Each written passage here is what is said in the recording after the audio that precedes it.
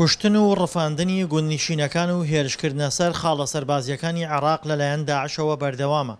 هێزە عێراقیەکانیش دەستەوەستانن بەرامبەر هێرش و پەلامارەکانی ئەو ڕێکخراوە لە سنووری پارێزگاکانی کەرکووک و دیالە و سەلاحەدین.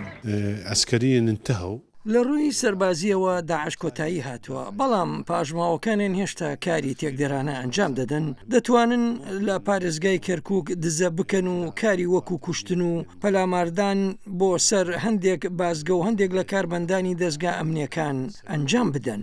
زۆربەی چەکدارانی داعش لە بناری زنجیرەچیاکانی حەمرین و ناوچە دوورە دەستەکان کۆبوونەتەوە، لەوێوە پلانی هێرشکردنە سەر گوند و خاڵی سەربازی هێزە عێراقیەکان دادەڕێژن. هێرشەکانیان بە شێوەیەک چڕ کردوتەوە، تەنها لە ماوەی شەوێکی هەفتەی ڕابردوودا زیاتر لە 20 کەسیان ڕفاندووە. زۆربەی چەکدارەکان لەم تایبیجەوە دێنە پارێزگای دیالە کەوێتە نێوان سەلاحەدین و دیالە.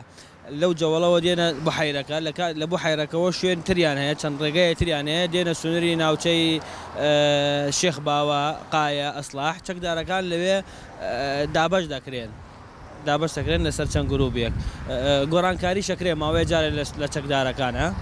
لەو هێرشانەی داعش دەیان کاتە سەر گوندەکانی دیالە و کەرکووک و سەلاحەدین، زیاتر مەبەستیان کوشتن و ڕفاندنی موختاری گوندەکانە کە شێخ ئیسماعیل حەدیدی سەرۆکی پێشووی ئەنجومەنی سیاسی عەرەبی بە ئامانجکردنی موختارەکان بۆ چەند هۆکارێک دەگێڕێتەوە.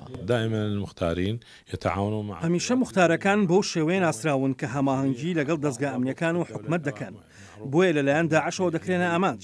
داعش لە ڕێگەی کوشتنی موختارەکانەوە پەیام ئیمانەوە لە ناوچەکەدا دەگەیەنێت.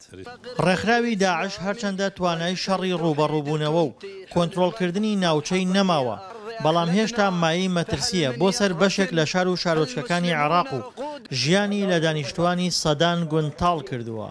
دڵشاد ئەنوار، دەنگی ئەمریکا، کەرکووک.